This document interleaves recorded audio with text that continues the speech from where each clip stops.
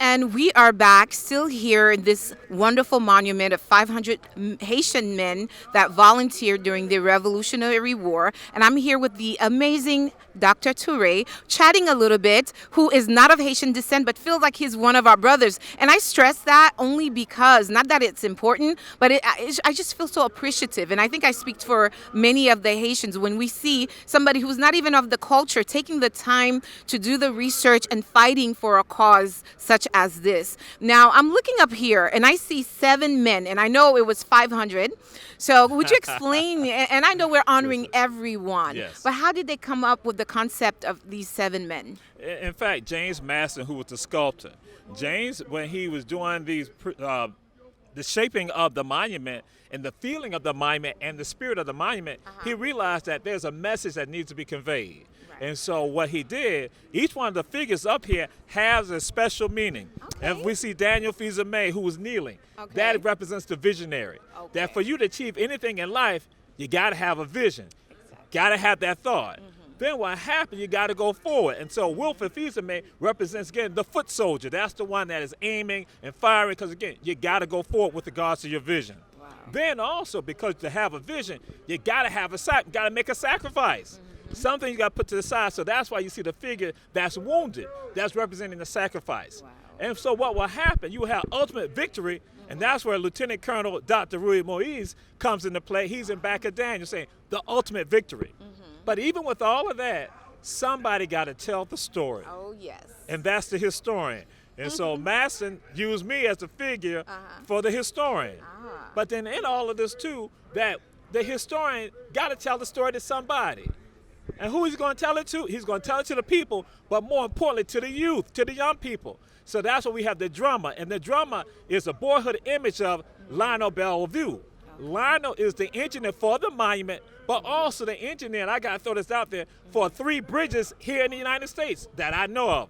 In Savannah, in Charleston, and in Brunswick, Georgia. So Lionel represents the youth who must look at all of this right here, now interpret it, and then go forward.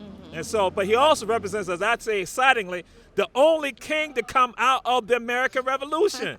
An African king, King Henri Christophe. Wow. And so I tell folks this, some people say, Henri Christophe. I say, no, you don't disrespect him. That's King Henri Christophe. We got to get that right. King Henri Christophe. Now, I've been sitting here. This is a beautiful, beautiful place here in Savannah, Georgia. And I've noticed so many tourists coming by. And you being a part of making this happen, I cannot thank you enough. Okay, you and everybody else involved. How does it make you feel to see that this vision, as you play the role here, coming to pass? It's surreal. And to give you some backdrop with regard to this, why was this square chosen? It was Mayor Adams. Mayor Adams understood that. He said that there's going to be a monument.